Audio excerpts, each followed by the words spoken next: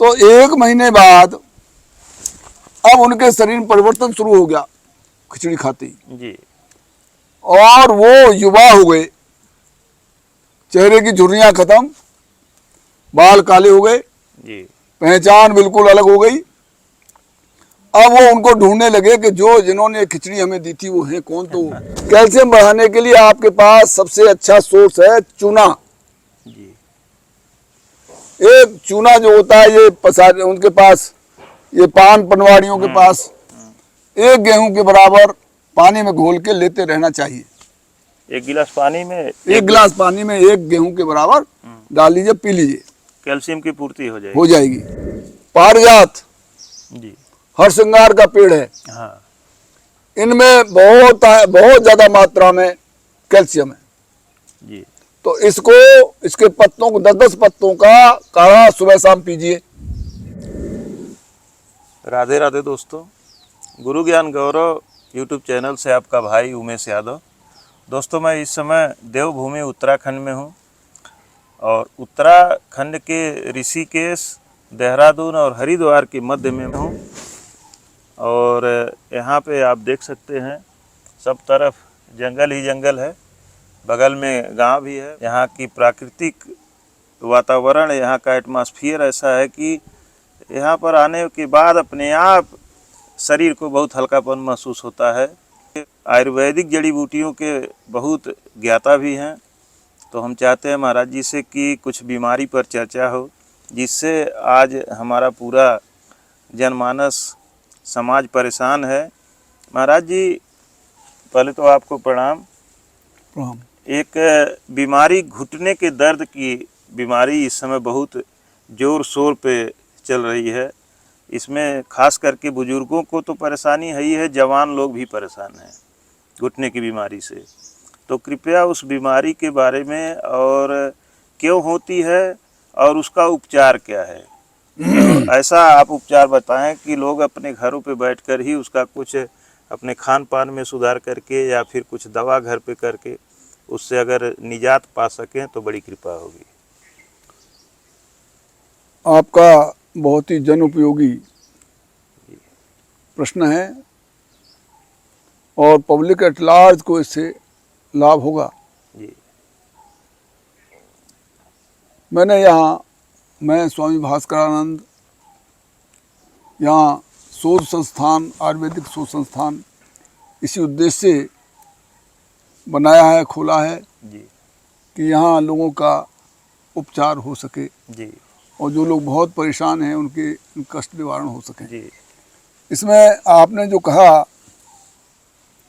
कि घुटनों के दर्द, शरीर के दर्द, जॉइंट्स के दर्द, जी, ये अब बहुतायत में देखने को मिल रहे हैं। जी। तो सिर्फ ये कहने से कि घुटनों का दर्द है या जॉइंट्स का दर्द है या कमर का दर्द है, कहने से इसका उपचार संभव नहीं है। जी। इस तरह के जो पेन हैं सभी में वात तो शामिल है ही। जी। शरीर में कहीं भी कोई दर्द, किसी प्रकार का दर्द होगा तो वात तो शामिल है ही। जी। बिना वात के गड़बड़ी के दर्द हो ही नहीं सकता। जी। तो वात तो कॉमन फैक्टर है। जी। अब वात के साथ जो आवरण होते हैं, कहीं पित्त का आवरण है, कहीं कफ का आवरण है, कहीं एक दूसरे के वात के अनेकों आवरण हो जाते हैं। जी। उससे विभिन्न प्रकार का आपका जो खान पान है, जी, खान पान में जो टॉक्सिन्स हैं, जी, उससे अनेकों प्रकार की बीमारियां खड़ी होती हैं। जी। अब अगर हम इसका क्लासिफिकेशन करें तो आम वात, वात रक्त, जी, कोष्ठ शीर्ष और संधिवात, जी, मोटे मोटे तौर पर ये देखने को मिलते हैं। तो आम वात का दर्द जो घुटनों का होता है, वो इनमें पहले डिफरेंस होना बहुत ज़रूरी है। आपको ये पता होना चाहिए जी, कि आखिर क्या लक्षण हैं इन दर्दों के, क्या फ़र्क है आपस में, जी, तब तो आप उसकी दवा करेंगे। जी। अगर आपने गलती से वात रक्त की दवा आम वात में दे दी तो आम वात और बढ़ जाएगा, वो वात रक्त और बढ़ जाएगा। जी। अगर इसी तरह से वात रक्त की दवा आपने आम बात में दे दी तो और बढ़ जाएगा। जी। अब जैसे हमारे जैसे लोग जो मेडिकल में उनको जानकारी नहीं है दवाओं के बारे में, बीमारियों के बारे में, तो वो सीधे कहते हैं कि दर्द हो रहा है डॉक्टर साहब ने बता दिया कि आपका ग्रीस खत्म हो गया। अब ग्रीस क्या होता है वो लोग तो, हम लोग तो समझ नहीं पाते हैं। मैं इसको विस्तार से समझाऊंगा जिससे जनमानस सामान्य व्यक्ति भी इसको समझ ले जी और अपना उपचार करने में जी कामयाबी हासिल करे। तो हमें इन 4-5 टर्म्स को जानना चाहिए। जी। वात रक्त अंग्रेजी में कहते हैं रूमेटिक आर्थराइटिस। जी। दूसरा है आम बात हो गया वात रक्त। जी। वात रक्त है गाउट्स। और तीसरा है संधिवात जिसे जॉइंट पेन कहते हैं, और कोष्ठ शीर्ष। ये इस तरह के ये दर्द हैं। अब इनको एक एक को मैं समझाता हूँ। आम बात क्या है और क्यों पैदा होता है और इसका अन्य से क्या डिफरेंस है। देखिए, जब भी आप कोई भोजन करते हैं तो भोजन करने के बाद वो सार तत्व जो है रस में आ जाते हैं जी। और रस को आंतें शोषण करके रक्त में मिला देती हैं। जी। रक्त के साथ वो चीज लिवर में जाती है। जी। वहाँ इसको रंजक पित्त मिलता है और भी पित्त मिलते हैं और एंजाइम्स मिलते हैं। जी। इस रस की पकाई होती है, जो वहाँ माइटोकॉन्ड्रिया सेल्स होती हैं उनमें पकाई होती है। जी। पकाई होने के बाद कुछ तो उसमें ये रस पक जाता है और पकने के बाद वो अगली धातुओं में परिवर्तित हो जाता है। जैसे रस से रक्त, रक्त से मांस, मांस से मेद, मेद से अस्थि, अस्थि से मज्जा, मज्जा से सुख धातु बनती चली जाती है। जी।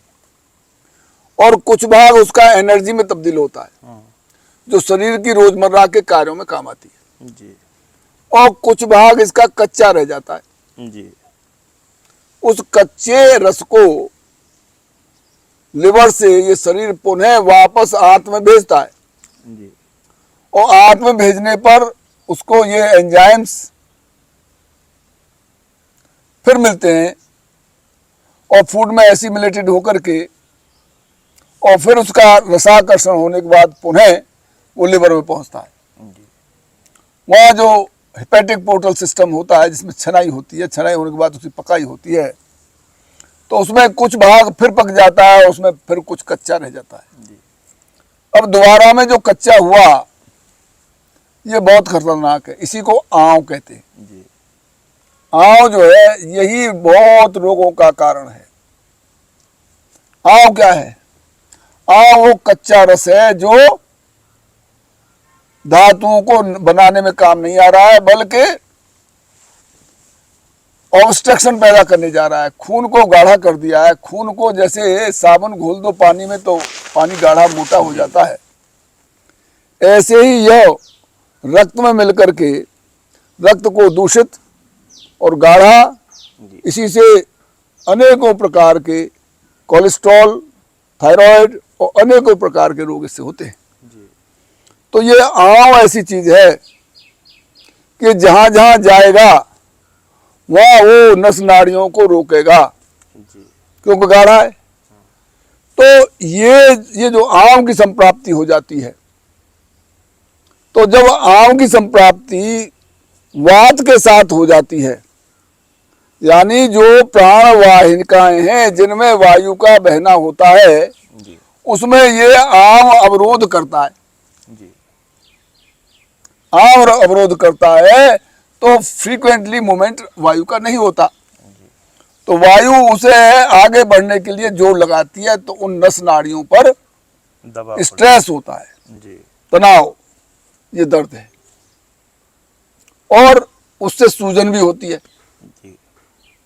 और ये अक्सर कब होता है? जब बुखार आ जाता है, बुखार के बाद होता है ये। तो आंव वात आप समझ गए। आंव वात में है ये आंव किस तरह से बना और वायु के साथ होकर के उसने अवरोध करके दर्द किया, इसे आंव वात कहते हैं। इसकी खासियत और भी है, आंव वात हमेशा एक स्थान पर ही नहीं रहता। अच्छा। आंव वात कभी घुटने में दर्द है, कभी यहाँ कोहनी में दर्द है, कभी यहाँ पोंचे में दर्द है, तो कभी यहाँ दर्द है, कि वहाँ दर्द है। ये बड़ी बड़ी संधियों में होता है और चलता फिरता होता है। जी, लोग कहते हैं कि गैस हमारा यहाँ जा रहा है, वहाँ खिसक रहा है। हाँ, जी तो जो चलती फिरती वायु आम के साथ है तो समझ लो ये निश्चित रूप से वात आम बात है। जी और वात रक्त में ऐसा होता है कि उसमें जी उन संधियों में, छोटी संधियों में वो होता है, जैसे उंगलियां, जी ये फ्लेंजेस, टॉर्सल्स, मेटाटार्सल्स पैरों की, जी पहले छोटी संधियों में शुरू होता है, फिर बड़ी संधियों में हो जाता है। जी और वहाँ यूरिक एसिड का संप्राप्ति होती है। जी यूरिक एसिड वो क्रिस्टल्स में जम जाता है हम्म, और वहाँ सूजन लालामी पैदा करता है और दर्द करता है। आम बात में बिच्छू के काटने जैसी पीड़ा होती है। जी और वात रक्त में सुई चुभने की पीड़ा होती है।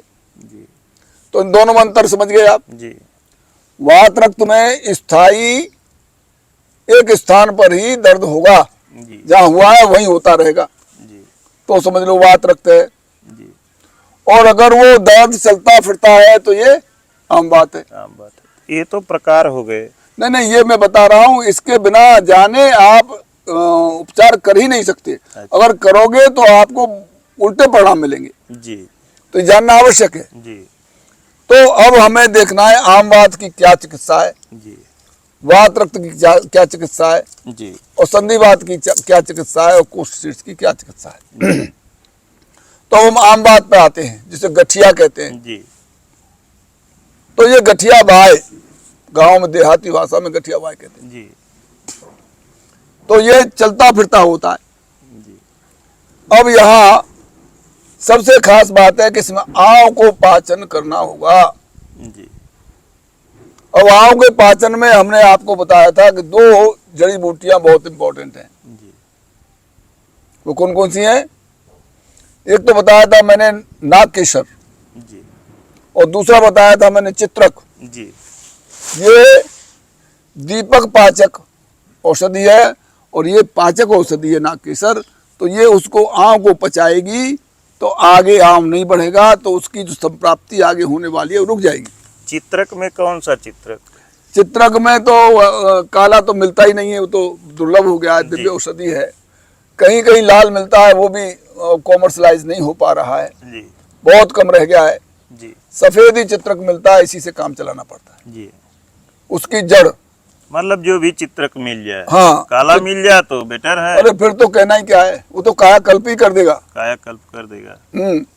तो जो चित्रक है, चित्रक की जड़ की छाल इसमें इस्तेमाल होती है। जी अच्छा, दोस्तों, अभी आप हो सकता है कि चित्रक नया नाम सुने हो। एक ऐसी जड़ी है जो अभी इसकी कहानी एक महाराज जी हमसे बताए हैं, अभी आप लोगों को भी हम सुनवाएंगे। ये ऐसी जड़ी है कि शायद किसी की उम्र को 10 साल, 15 साल, 20 साल पीछे कर दे, जवान कर दे। बिल्कुल कर दे, और ज्यादा पीछे कर दे, और ज़्यादा। आधा उम्र कर सकती है। जी, तो अभी वो एक कहानी जो घटना घटित कहीं हुई थी, आपके सामने, आप ड्यूटी पीरियड में थे, तो अभी वो भी सुनवाएंगे, लेकिन पहले कंटिन्यू। अच्छा, अब इसके बाद हम रासपाचक औषधि देंगे, जी, जो धातु ये दोनों औषधियाँ जो आप बताए हैं, चित्रक और नागकेसर, नागकेसर, तो ये इसको हमें कैसे ऐसी बनाया जाएगा, इसके कैसे? पाउडर बन सकते हैं, वहाँ मिल जाते हैं उसके पसारी के यहाँ। अच्छा, तो ये दोनों को पैसे किस मुख्य मात्रा? घटक हैं जी, ये अकेले नहीं इस्तेमाल किए जाते, अच्छा इनके साथ और घटक मिलाए जाते हैं। अच्छा तो मुख्य घटक ये हैं उसके। मैं ये सिर्फ आम आदमी के लिए नहीं, उन वैद्यों के लिए भी बता रहा हूँ, जी उन बीएमएस और एमडी करने वाले स्टूडेंट्स को बता रहा हूँ, जी ताकि उनके जीवन में, उनके क्लिनिकल ट्रायल में ये काम आए। जी इसलिए मैं ऐसी भाषा भी इस्तेमाल जी, करनी जी। पड़ रही है मुझे। तो ये रहा आम बात। जी इस आम बात में हमें कौन कौन सी और औषधि जो तैयार बाजार में मिल सकती है वो करनी चाहिए। जी इसमें देखिए, जो लिवर को मजबूत करें, जी जैसे कृभ्याज रस, जी आरोग्यवर्धनी जी और सिंगनाथ गुग्गुल। जी सिंगनाथ गुग्गुल इसकी पेटेंट दवा है, ये बाजार में मिल जाती है। आरोग्यवर्धनी, कृभ्याज रस और सिंहनाथ गुग्गुल का आप लगातार सेवन करें और ध्यान रहे कि इसमें अगर मालिश की गई जी तेलों की जी तो ये रोग और बढ़ जाएगा। आम बात में कभी भी तेल की मालिश नहीं करनी चाहिए। अच्छा। लोग समझते हैं मालिश करो ठीक हो जाएगा, मालिश हाँ, लोग उस तेल मालिश जाके से दर्द लगाते बढ़ हैं। जाएगा। जी इसमें शुष्क शुष्क स्वेद जी यानी पोटली सेक, जी पोटली में आप गरम मिट्टी बालू भर लीजिए, जी उससे सिकाई करिए जी और इनको इनका जितना भी ज्यादा सिकाई की जा सके वो लाभ देगी। जी और ये औषधियां मैंने जो बताई हैं इसमें आप प्रयोग कर सकते हैं। जी इससे आपकी गठिया वाय के ठीक होने की संभावनाएं हो जाएंगी। जी लेकिन साथ ही आपको पंचकर्मा कराना पड़ेगा, जी क्योंकि जिन टॉक्सिन्स की वजह से ये भोजन के आंव की विकृति हुई थी जी उसकी सफाई, रक्त की सफाई होना, इन धातुओं की सफाई होना, नस नाड़ियों की सफाई होना आवश्यक है। इसलिए इसमें पंचकर्मा भी आवश्यक है। जी इसके साथ अब आप चलिए गठिया भाई, जो बात आम बात से हुई है मैंने समझाया। अब दूसरा है वात रक्त। जी ये वात रक्त की संप्राप्ति कैसे होती है? वात रक्त में जब आप प्रोटीन की चीजें, जी यूरिक एसिड बनने वाली ज्यादा चीजें खाओगे, प्रोटीन से अमीनो एसिड बनते हैं जी और अमीनो एसिड से यूरिया बनता है और यूरिया से यूरिक एसिड बनता है। तो यूरिक एसिड अगर तुम्हारा ज्यादा बन रहा है जी तो वो क्रिस्टल के रूप में आगर के ये छोटी छोटी संधियों में जमा हो जाता है। जी तो इसमें टेढ़ी मेढ़ी हो जाती हैं उंगलियां हाँ और वो क्रिस्टल के रूप में जम जाती हैं। इसका रंग भी लाल हो जाता है, कभी नीला हो जाता है। वात रक्त में आपको इलाज कराने के लिए ये जो खून का प्रवाह कम हो गया है, जी किसकी वजह से?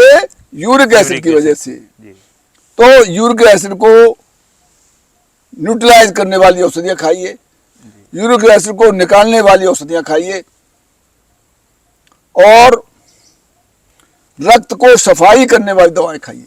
तो यूरिक एसिड को निकालने वाली औषध कौन सी है? सब बताता हूं मैं। जी तो अब पहले इसकी सफाई की बात। जी तो रक्त की सफाई करने के लिए देखिए आपके सामने अचानक ये यहाँ बैठा था, ये दिखाई दे गई। जी इसे अनंत मूल और सारवा कहते हैं। जी ये देख लीजिए, जी ये रक्त शोधक औषधि है और आपने बाजार से खरीदते हैं तो कहते हैं सर्वाध्यारिष्ट, जी इसी से बनता है। जी दूसरा देखो आपके पड़ोस में ये रखी है अमरबेल, जी लाइए इसे निकालिए। ये अमरबेल है। अमरबेल है, आकाश बेल भी कहते हैं। जी ये देखिए और लाइए ज्यादा सी, ये तो फिर उग जाएगी, इसको जड़ की आवश्यकता नहीं होती, इसकी जड़ नहीं होती है, जी ये जमीन में जड़ नहीं होती, ये पैरासाइट है, इसका परजीवी पत्ता यही है? नहीं, इसका नहीं है। अच्छा, पत्ते नहीं होते क्या? नहीं, इसके पत्ते नहीं होते। ये परजीवी है, जी ये पौधों में लिपट करके दूसरे के ऊपर ही चलती उसमें ये जो है जड़ गाड़ देती है अपनी है। जी और उससे न्यूट्रिशन लेती है जी और ये बहुत गर्म होती है। जी और इसमें जो वात रक्त में हमें इससे सिकाई, जी ये इससे सिकाई जी करिए आप, ये बहुत गर्म तासीर है। जी इसको आप स्टीम बाथ में डालिए, जी स्टीम जब बनती है उसमें डालिए। इसके अलावा जो कफाद जो होते हैं उनको भी हटाना है, जी तो उसके लिए यह है। अब आप इसके जो पेटेंट दवाएं हैं वो समझिए। जी इसके लिए है कैसोर गुग्गुल जी और रक्त का मोक्षण जी और इसमें मसाज स्नेहन जी। इसमें परम आवश्यक है, और इसमें पंचकर्मा हर हालत में आवश्यक है, और बिना पंचकर्मा लंबे समय तक पंचकर्मा के ये रोग ठीक नहीं हो सकता। तो इस तरह से शरीर का शोधन होना, शरीर की सर्विस होना, ये पंचकर्मा है। जी। तो मैं अभी आपको बता रहा था कि वात रक्त में आपको पंचकर्मा करना है, लीच थेरेपी करनी है। लीच जी। जोंक, जहाँ खून ज्यादा इकट्ठा हो गया है, जहाँ रंग उसका बदल रहा है, वहाँ दूषित खून हो गया है, उस खून को चूस करके वो जो खराब खून है जोंक उसी को चूसती है, बाकी शुद्ध खून का आवागमन हो जाता है। और जो यूरिक एसिड क्रिस्टल्स होते हैं उन्हें औषधियों के माध्यम से हटाया जाता है। इसके लिए कैसोर गुगुल नाम की औषधि बहुत इंपॉर्टेंट है। जी। दूसरा, खान पान में आपको ध्यान रखना होगा कि जो प्रोटीन की चीजें हैं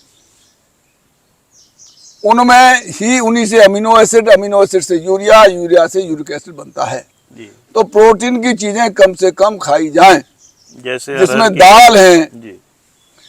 अब दाल में जब आप दाल को बॉईल करते हैं तो उसके जो झाग आते हैं, सर्वाधिक यूरिक एसिड उसमें है। अच्छा। पुराने जमाने में ये कुकर नहीं थे, पतीलियों में भगोना में गर्म किया करते थे, तो उस माताएं बहनें उस झाग को निकाल देती थी, गिरा देती थी। जी। तो वो यूरिक एसिड ही था। जी। तो इसलिए अब ध्यान रखने की बात है, जब भी आप दाल बनाएं खाएं तो उसमें से ये झाग निकालने आवश्यक हैं। ये कुकर में तो संभव है नहीं। संभव है, कुकर को बिना बंद किए गर्म करिए, उबालिए, हाँ। और जब उसमें झाग आ जाए निकाल दीजिए, फिर नया पानी भर दीजिए और फिर से उसे बंद करके आप गर्म कर लीजिए। जी। तो ये सबसे ज्यादा खतरनाक है आपका यूरिक एसिड बनाने के लिए। जी। इस तरह से पंचकर्मा, कैसोर गुगुल और ये जो रसपाचक, रक्तपाचक, मांसपाचक, मेदपाचक, अस्थि मज्जापाचक जो औषधियां हैं, जो इनकी अग्नियों को प्रदीप्त करती हैं, इनकी जो धातु अग्नियां हैं उनको प्रदीप्त करने से भी इसमें हमें सहायता मिलती है। जी। तो ये इसकी औषधि है। अब रहा जॉइंट्स पेन। तो मैंने जो बताया जॉइंट्स पेन के लिए ये बहुत इंपॉर्टेंट है। जी। जो सीधी सादी जॉइंट्स पेन है उसमें क्या होता है, ये तो हर जगह मिलेगा नहीं। मिल जाती है, पेड़ों पे पड़ी रहती है हर जगह, ये धागे से तो हर जगह मिलती है। ये क्या नाम है इसका? अमरवेल, आकाशवेल। अमरबेल, आकाशबेल। हाँ, इसको इसके भाप दीजिए जी। उसी स्थानों पे, फायदा होगा।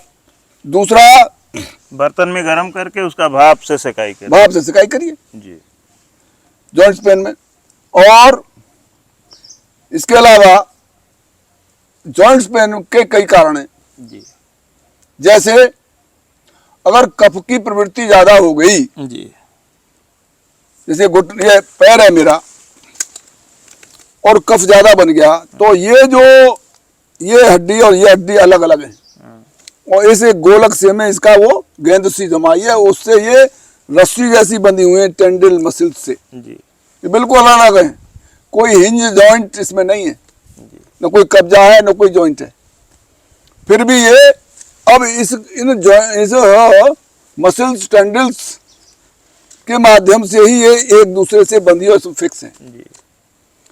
अगर ये बिल्कुल सही है, टेंडिल्स मसल्स पूर्व स्थिति में है, तो जो नेचुरल वे है उसके हिसाब से इस जॉइंट के बीच में एक सेल्युलर फ्लूइड होती है, जी। गद्दी होती है। तो उसमें जो फ्लूइड होता है वो क्या है, स्नेहन है। प्रकृति ने एक गद्दी बनाई है, उसमें वो तेल रखा है जो इन दोनों हड्डियों को टकराने से रोकता है। जी। अगर ये रस्सी सी जो बंधी है मसल्स टेंडिल्स, ये कफ से आवृत होकर छोटी हो जाती हैं, सिकुड़ गई, तो क्या होगा, वो गैप कम हो जाएगा। गैप कम हो जाएगा तो वो जो सेल्युलर फ्लूइड है वो वहां न होकर के साइड में आ जाएगा, इधर सूजन हो जाएगी और वो गैप खत्म हो गया तो वो टकराएंगे, कट कट भी करेंगे और परेशानी होगी। जी। एक कारण तो ये है। तो उसमें हमें देखना होगा कि अगर कफ की संप्राप्ति है तो कफ को हमें हटाना होगा औषधियों से। जी। इसके अलावा कैल्शियम की अधिकता या कैल्शियम की कमी, कैल्शियम अधिक हो गया तो उन हड्डियों के एंड्स पर फुंसी फुंसी सी निकल जाएंगी, एक्सिस, और वो आपस में टकराने पर कष्ट देंगी। तो हमें कैल्शियम को संतुलित करना पड़ेगा। जी।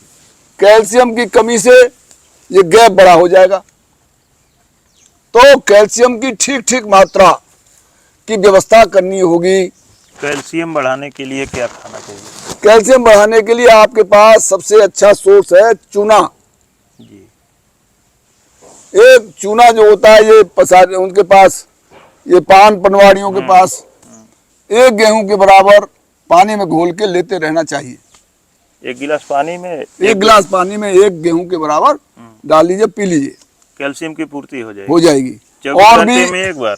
हाँ, एक बार दिन में। इससे और भी अनेकों रोग ठीक होंगे। जी। चूना बहुत इंपॉर्टेंट है, फर्टिलिटी में बहुत इंपॉर्टेंट है। अच्छा, दूसरा सोर्स है आपके यहाँ ये जो पारिजात, जी। हर श्रृंगार का पेड़ है, हाँ। इनमें बहुत ज्यादा मात्रा में कैल्शियम है। जी। तो इसके पत्तों को 10-10 पत्तों का काढ़ा सुबह शाम पीजिए। जी। काढ़ा कैसे बनाया जाए? काढ़ा 6 गुना पानी या 8 गुना पानी जब जल जाए, जी। जो शेष पानी है उसको छान के पीजिए। मतलब 1 लीटर पानी में कै पत्ते डाले जाए? 10 पत्ते। 10 पत्ते।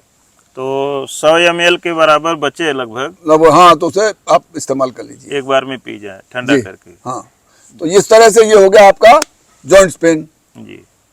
और कोस्ट सीड्स, इसकी जो औषधियां हैं उसमें लेप जी। और कुछ ऐसी औषधियां जो वात और पित्त के संयोग से इनको शांत करने वाली होती हैं, जी। उसमें कोस्ट सीड्स में वो काम आती है।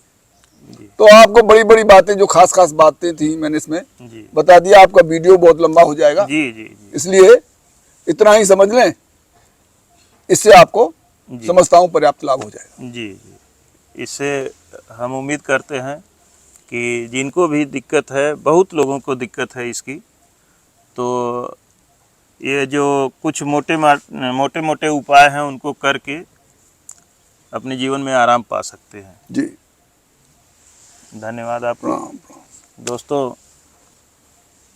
इसको अपने जीवन में उतारें, थोड़ा खान पान में बदलाव करें और इन दवाओं का उपयोग करें। स्वामी जी, जो काला चित्रक की बात हुई है, कृपया उस कहानी को बताएं और जो लोग नहीं समझते हैं हमारे प्राचीन आयुर्वेद पद्धति को, वो लोग भी समझें और विश्वास करें कि हमारे आयुर्वेद में कितना दम है। कि जैसे पहले लोग कहते थे कि हमारे ऋषि महात्मा मरे हुए आदमी को जिंदा कर देते थे, हमारे ऋषि महात्मा ऐसे ऐसे चमत्कार करते थे, तो इन्हीं औषधियों के बल पे चमत्कार करते थे। बिल्कुल। तो कृपया वो कहानी एक बार बताएं जो हमसे बताएं। देखिए, दुनिया की समस्त पैथियों से सर्वोत्कृष्ट जी। पैथी आयुर्वेद है। जी। कारण इसमें जो विधाएं हैं, जिसमें कायाकल्प की परिकल्पना, जी। जिसमें मृतक को जीवित करने की जो विधि है, जी। वो मात्र आयुर्वेद में ही है। जी। धातु परिवर्तन करने की विधि इस आयुर्वेद में ही है। जी। अन्य किसी पैथी के बस की बात नहीं है। तो इसी क्रम में जब मैं सीओ सिटी था ललितपुर में, जी। तो मुझे वहाँ के कुछ लोगों ने एक बात बताई थी, जी। वो मैं आपसे साझा करता हूँ। मैंने देखी तो नहीं, जी। लेकिन जो सुनी थी वो बताता हूँ। जी। कि उन्होंने भी किसी से सुनी थी बहुत बहुत लंबे सी वक्त बातें में। ऐसी होती हैं कि जो हम अपने पूर्वजों से सुनते हुए हाँ। आते हैं और वो बातें सत्य रहती हैं। तो उन्होंने ये बताया कि ललितपुर के पास में जो इस वक्त भी देख लो विंध्याचल पर्वत है, हाँ तो करीब 8-10 लोग मिल करके उन्होंने ये तय किया कि चलो पिकनिक मनाएंगे जी विंध्याचल पर्वत पे जी और वहीं बनाएंगे खाएंगे। जी तो वो लोग जो है कुछ चावल, कुछ दाल और भगोना लेके चले गए जी और उन्होंने सोचा कि वहीं पे हमें पत्थर मिल जाएंगे, चूल्हा बना लेंगे, लकड़ी वहाँ है जला के और ये खिचड़ी बना के खाएंगे। जी। थोड़ा प्रकृति का वो लोग अनुभव करना चाहते थे। अब पिकनिक में तो वही है, प्रकृति का आनंद लेने के लिए। हाँ वहाँ झरना भी थे, जी वहाँ बड़ी बड़ी वृक्षावली हैं, बहुत सुंदर सुंदर वृक्ष हैं, जी अनेकों अनेक जड़ी बूटियाँ हैं, वहाँ शिलाजीत भी बहुत निकलता है जी विंध्याचल पे। तो ऐसी स्थिति में क्या हुआ कि वो 8-10 लोग वहाँ से विंध्याचल पहुँच गए जी और उन्होंने वहीं से पत्थर इकट्ठा करके चूल्हा बनाया जी और चूल्हा बना करके उन्होंने आग जलाई भगोना में जी और रख करके उसे उबाला। जी उबालने के बाद खिचड़ी बना रहे थे तो चमचा भूल गए थे, जी तो उसे नीचे न लग जाए इसलिए उन्होंने चलाने के लिए वहीं पड़ी एक लकड़ी जी से उसको चलाया खिचड़ी को। जी तो देखा वो खिचड़ी पूरी काली हो गई। जी जब वो खाने बैठे तो उन्होंने कहा कि भाई ये तो काली हो गई और कौन सी लकड़ी है, और वो लकड़ी भी उन्होंने उस आग में जला दी। जी वो लकड़ी भी उस आग में जला दी चूल्हे में। तो उन्होंने विचार किया कि भाई ये पूरी तरह काली हो गई है खिचड़ी, कहीं जहर न हो कहीं जाए। जहर न हो तो ऐसे मत खाओ। जी तो वहीं पास में एक बुढ़िया बुढ़े एक टूटी सी झोंपड़ी में रह रहे थे, उनके बहुत वृद्धा थे वो, जी उनके बाल बिल्कुल सफ़ेद थे और झुर्रियाँ चेहरे पे थी। तो उन्होंने कहा यार फेंको नहीं, ये यहाँ ये रह रहे हैं, इन्हें दे दो। जी तो उनसे कही भाई तुम इसे लोगे? हाँ साहब बाबूजी कई दिन से भूखे हैं, हमें तो जरूरत है। जी तो उन्होंने वो खिचड़ी ले ली और उन्होंने खिचड़ी वो 10 दिन तक जी खाई, वही खिचड़ी, और ये लोग पिकनिक करके वापस हो गए। जी तो 1 महीने बाद अब उनके शरीर में परिवर्तन शुरू हो गया खिचड़ी खाते ही, जी और वो युवा हो गए, चेहरे की झुर्रियाँ खत्म, बाल काले हो गए, जी पहचान बिल्कुल अलग हो गई। अब वो उनको ढूंढने लगे कि जो जिन्होंने खिचड़ी हमें दी थी वो है कौन। तो शहर में वहाँ ललितपुर गए, कौन से महान लोग हैं, कहाँ हाँ चले गए। कहाँ से ऐसी दवा उन्होंने हमें दे दी। जी तो वो ढूंढते रहे तो अचानक एक आदमी उसमें से मिल गया। जी उन्होंने कहा बाबूजी बाबूजी, जाके उसके पास गया, हाँ बताओ भाई कौन है क्या है? कि बाबूजी हम वही बुढ़े हैं जो आप हमें खिचड़ी दे के आए। बुढ़ा? वो तो फूस बुढ़ा था, उसका सफ़ेद बाल थे और वो तो बहुत बुढ़ा था, तू तो जवान घूम रहा है। जी कि बाबूजी हम ही हो गए हैं ऐसे जी आपकी उस खिचड़ी से। जी उन्होंने कहा उस खिचड़ी से? हाँ। तो उसने विचार किया कि ऐसे कैसे हो गया। जी तो फिर उन्होंने उन लोगों को इकट्ठा किया जो साथ गए थे जी कि भाई ऐसे ऐसे हो गया देखो। तो बोले ये कैसे हुआ? कि वो जो लकड़ी थी जो जलाई थी उससे हुआ है। हाँ, सभी लोगों ने अब मिलकर वो विचार किया होगा। हाँ लकड़ी को ढूंढने गए, फिर वहाँ जी लकड़ी तो जल चुकी थी, अब कौन से उसकी उन्हें कुछ अता पता नहीं।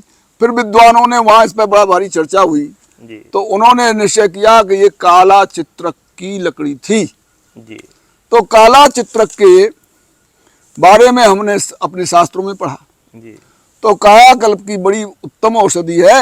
अगर वीडियो अच्छी लगती है तो कृपया लाइक करें, शेयर करें। अभी तक अगर आपने सब्सक्राइब नहीं किया है तो सब्सक्राइब करें। मिलते हैं किसी और संत के चरणों में। धन्यवाद।